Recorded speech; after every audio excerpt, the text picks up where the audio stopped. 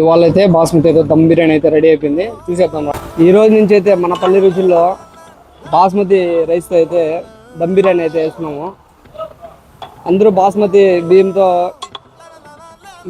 బిర్యానీ చేయమన్నారు. ఈ రోజు నుంచి అయితే బాస్మతి రైస్ అయితే వేస్తున్నాము.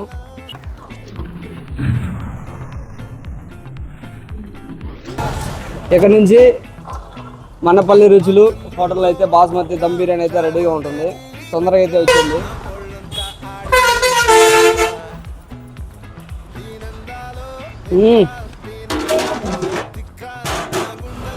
చూడండి, దమ్ అయితే పర్ఫెక్ట్గా అయితే వచ్చింది బాస్మతితో.